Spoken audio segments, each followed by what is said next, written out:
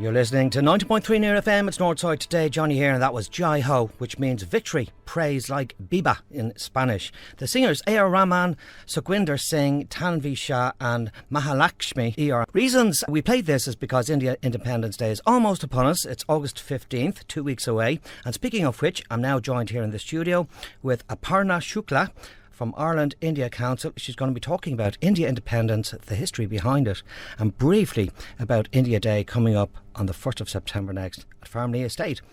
So good afternoon, Aparna, and thank you very much for coming in to us today. Thank you, Johnny, for having me. You're most welcome. Namaste. Aap kaisi hai? मैं बहुत अच्छी हूँ. I'm very well, thank you. That's good.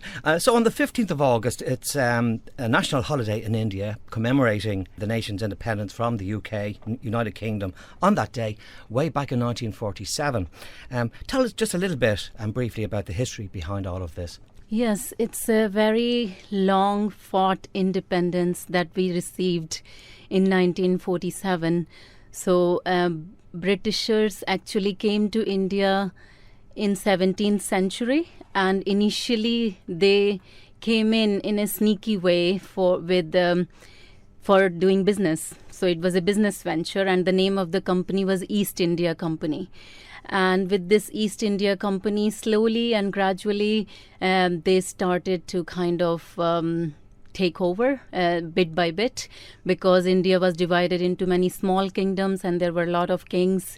So one king after the other kept either fighting or surrendering.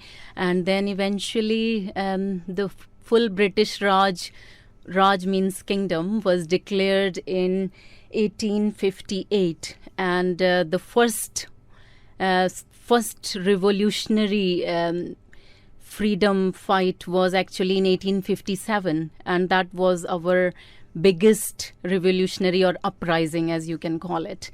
So that time what happened was, the story behind it is actually very interesting, because it was such a small thing, but it took on such a big scale, because all the military men that were recruited as sipahi in British military, and they were Indians, and they were supposed to pull this cartridge for the gun, and this cartridge top was made of meat of cow and pig. So it was objectionable for Hindus and Muslims alike, and they revolted and they said, we are not going to do it, and it was unacceptable by the British army men. And that's when the revolution took such a big scale from west to north. And I'm proud to say that I'm actually from Kanpur, and in Kanpur it was taken over by Tatya Tope and Nana Sahab, and it was Jhansi ki Rani. She was a queen, and she fought really, really hard, and in the end she ended up dying with that war. And then there were so many other freedom movements, and then finally 200 years later in 1947 we became independent. Congratulations. Thank you. Yeah. So India's first Prime Minister was Jawaharlal Nehru. Yeah. And on the 15th of August 1947, he raised the Indian national flag above the Lahori Gate of Red Fort in Delhi. Yes. If that's right. Yes. And this has been done on every single Independence Day since, with an address, of course, to the nation. Would that be right? That's correct, yes. Oh, okay. We still do the same ceremony every year by our Prime Minister. So on Red Fort, the flag will be raised on 15th August 2019. And it's a big, big celebration. So whole country celebrates. But the main event to take place in Delhi. Right. And tell us about the India flag itself and its significance, if you don't mind.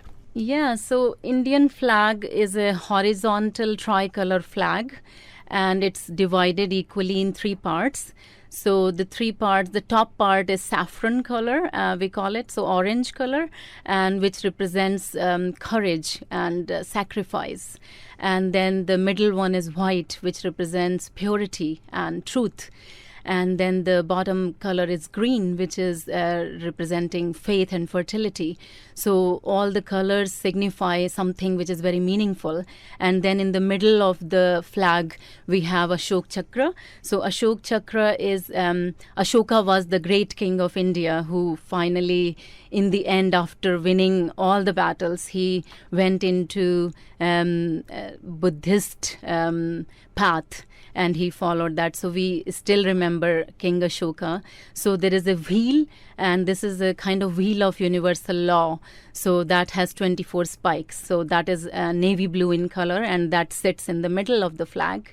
And there were a lot of different models that were presented, but finally on 22nd July 1947, this flag was accepted by our constitution. And then on 15th August 1947, it was raised on the Red Fort. And since then, we just take so much pride on our tricolor flag. Isn't it amazing, though, if you turn the India flag sideways with green to the left, you have the Irish tricolour. Well, take away the emblem, of course. And there's a lot of similarities, I believe, between Irish That's right. and India. And I'm glad you mentioned that, because when I came to Ireland long back in 2002, and so that was the first thing when I noticed flag of Ireland, and it gave me that same kind of goosebumps and that happy feeling, because the same tricolor, but as you said, your tricolors are vertical and ours are horizontal. So very similar colors, yeah. Yes, and actually I've noticed that the Irish language is quite similar to Hindu. Yes, and again, it reminds some me... words, sorry for interrupting. Yeah, Yes, yeah. that's true. So if you say 1, 2, 3 in Irish, can you say it? How do you... Hein do tre. Okay, so in Hindi Hein do we will... three. And Hindi we will say ek, do, teen. Yep, see, yeah, that's Yes. it. Yeah, And I even was actually told by Irish languages expert that it originated from Sanskrit language, and Sanskrit is one of the most ancient language in the world, and it is our still language of our scriptures, and still children in primary school learn Sanskrit language. Yeah, and I think that the proud feeling is also very similar between ourselves and the people from India as well. I mean, if Ireland was to win the World Cup in soccer, the country would go absolutely crazy with pride. And India, I believe, is the same. You know, in the cricket and so on. Yes. Yeah, So yeah. we are mad about cricket and you are mad about football. Yeah. So yeah, when India wins cricket match, it's a big, big thing. And every child, every old person, everybody will be so happy. Tell us about India's national anthem, Jana Gana Mana, and the meaning or message behind it, if you don't mind. Yes, Yeah. it's a very sweet poem actually that was written by Nobel laureate Rabindranath Tagore. So it is only one stanza of that poem. The original poem was written by Rabindranath Tagore, which contains 5 verses or 5 stanzas. So out of that, one was taken as national anthem, and it takes precisely 52 seconds to sing the whole national anthem. And it has very beautiful meaning to it, because it is kind of a prayer to Almighty for keeping our land safe and secure, and dispenser of the destiny of India. So we call upon Almighty to protect our nation, and then it keeps on saying about the glory of India, how beautiful it is, and the Himalayan ranges and all the river Ganges and Yamuna. And then it talks about Punjab, Sindh, Gujarat, Maratha, all the beautiful regions of India. So, and in the end it just say that the victory be always yours. So it is really a beautiful national anthem. And which version would be your favourite? I mean, mine would be by Lata Mangeshkar or Geshkar. Yes, Lata Mangeshkar. So Still, we don't it's have very any singer like her, because she has the most beautiful voice. So I don't blame you if you have her version as your favourite. I do as well, yeah. All right, okay. So how is Independence Day celebrated in India? Independence Day is a national holiday in India. So there are 3 national holidays in India. One of them is 26th of January, which is our Republic Day. Second one is 15th of August, which is India's Independence Day. And the third one is 2nd of October, which is Mahatma Gandhi's birthday. So, but out of these three, this is the biggest. So India's Independence Day is celebrated all across India and all across world. Actually, all the embassies in every country host a function for all the Indians living abroad. And then in India, all the public and government institutions, private institutions, everything will be closed, but still schools open for holding a ceremony and the function and flag hosting ceremony.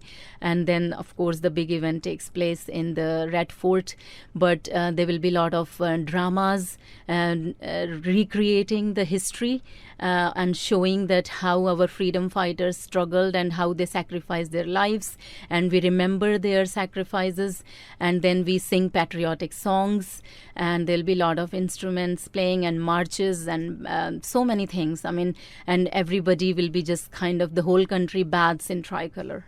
Yeah, fireworks, I assume, as well.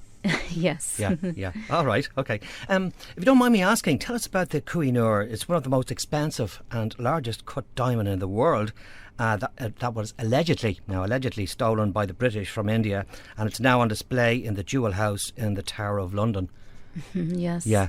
It's a very long story with Koh-i-Noor, and a complex one, I must say, because it was 13th century when this diamond would have been found in the Kollur mine. And as you said, it is one of the biggest and one of the best known diamond. So, I mean, there are a lot of stories. I mean, what I remember from the history books is that it was property of the Mughal Empire and they had it. And there are so many versions of so many stories, so I don't know which one is true. So I will leave it up to the historians to decide whether it was stolen or whether it was gifted. I mean, when the country wasn't free, I wouldn't say that anything was legally done anyway, because when people are not free, they don't have choices. And when you don't have a choice, you do things out of compulsion or things that you shouldn't be doing. So I hope, I mean, if it comes back, it will be fine. But there's a mythological story saying that it is cursed.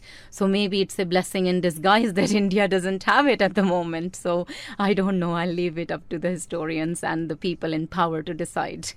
Right, okay. Yeah, I believe there's a legend. The gem can only be worn by God or a woman, and whoever wears it will become extremely powerful. But if a man was to wear it, he will meet unfortunate end.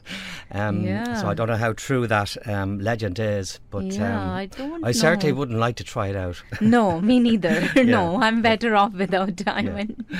So on the 1st of September next, and it's not too far away, a month flies by, we're going to celebrate here in Dublin India Day at Farmley Estate. It begins at 11 a.m. and continues for the whole day until 5 p.m. Is it a ticket event, by the way, or can anyone just turn up on the day? It is a ticket event in a way because it's a free entry, but you have to have your place booked because it's an event of such a scale that we can't allow people to just turn up, because last year we had about 8,000 people. So we have to make sure that people book their places on eventbrite.ie. So all you have to do is to go on eventbrite.ie and write India Day, and the event will come up, and then you book your places, and then we'll have your name on the list. And there is also a website for India Day, indiaday.ie. So they can book their places. This was started in 2015. And we have run successfully all the previous year's events, and we are hoping that this one will be a mega one as well. Yes, I'm sure, and I hope the weather is going to be good for you. Yes. So tell us what's going to be happening at the event, all the activities and so on. Yes, so every year we try out something new, and last year our Cancorla, Mr. Sean Fergal, who has been always very supportive of India Day, he really motivated us and asked us to make India Day even bigger and better. And we are definitely going to try it out this time and make it even bigger and better. So in terms of events, as you know that India is considered like a spiritual capital for the world.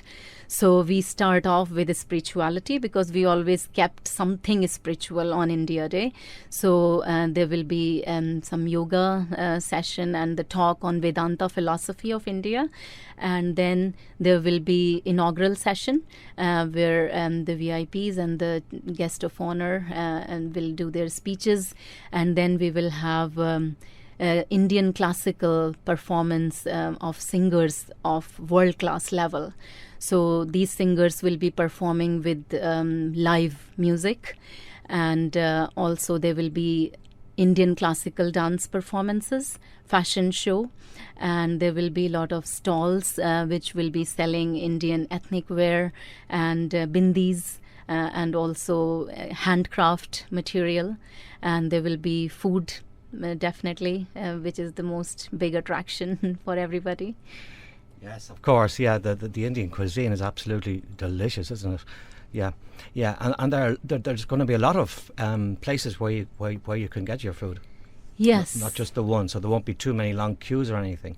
I hope so, because last time there was a little bit of kind of problem with the queue. So we will take care this time that people don't have to queue, because we understand actually one of the biggest drive for people to come to our event is Indian cuisine, as you said. So there'll be South Indian cuisine, there'll be North Indian cuisine, there'll be West Indian cuisine, and there will be plenty of stalls to buy Indian food. Yes, and from memory, I believe biryani was top of the list. Yes. 2 years ago. You're right. Yeah. Right, so we're going to leave it at that, Aparna, unless, of course, there's anything else you'd like to add before we finish. I would like to finish with the quote by Mahatma Gandhi. He said, "The day the power of love overrules the love of power, the world will know peace."